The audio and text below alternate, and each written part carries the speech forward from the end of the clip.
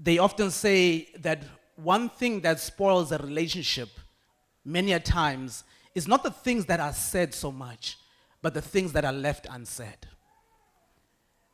So in marriage, we have to have the boldness, tainted, of course, with wisdom, to be able to say the hard things.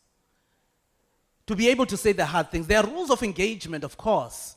As Dada was talking about rules, we'll get into those rules of engagement, into how we prepare the ground for us to say those hard things.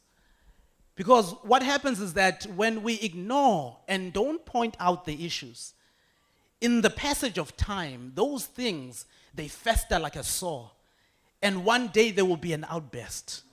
And that outburst will bring about something that is not nice, something that is not beautiful.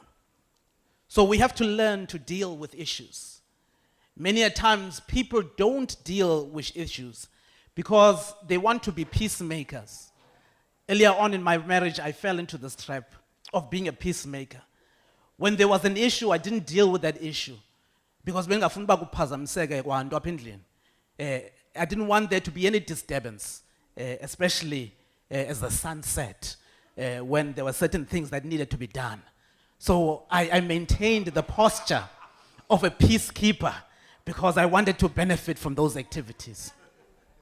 But what good is it that we avoid a conflict in the moment, but yet we're preparing ground for a war down the road?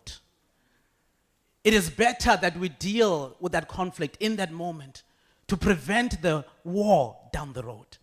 So it's important for us in marriage, as we talk about communication, as we talk about giving feedback, as we talk about, saying the hard things, that we create ground for that. And we're going to talk about the rules of engagement. How do we give that feedback in a way that empowers the marriage? How do we give that feedback in a way that causes the both of you, to grow and to mature in marriage? So I'm going to look at it at two perspectives. I'm going to look at it at the perspective of the giver of the feedback and at the perspective of the receiver.